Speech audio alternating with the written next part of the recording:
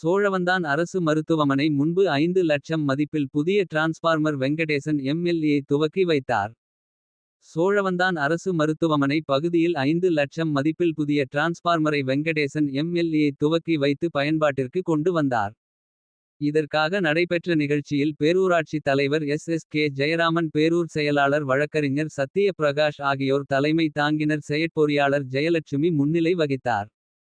உதவி கோட்ட பொறியாளர் சவுந்தரராஜன், சோழவந்தான் உதவி இன்ஜினியர் கீர்த்திகா ஆகியோர் வரவேற்புரை ஆற்றினர். நிகழ்ச்சியில் பேரூராட்சி துணை தலைவர் லதா கண்ணன், விவசாய அணி வக்கீல் முருகன், பிற்பட்டோர் நலவாரிய உறுப்பினர் பேட்டை பெரியசாமி, முன்னாள் பேரூராட்சி செயலாளர் முனியாண்டி, கவுன்சிலர்கள் கொத்தாலம் செந்தில் வேல், சிவா குருசாமி, செல்வராணி, வார்டு நிர்வாகிகள் சங்கங்கோட்டை சந்திரன், ரவி, திருவேடகம் ராஜா என்ற பெரிய கருப்பன், ஊத்துக்குளி ராஜா, மாவட்ட பிரதிநிதிகள் ராமநாதன், சுரேஷ் மற்றும் கண்ணதாசன், கார்த்திக், விவசாய அணி கார்த்தி, முட்டை கடை Kali, Mani Pandi, Soundarapandi, Marimuthu, foreman Rajendran, Thavamani, lineman Thavamani, Murugan, பேரூராட்சி இளநிலை உதவியாளர் கல்யாணசுந்தரம் மற்றும் சோனை உள்பட பலர் கலந்து கொண்டனர்.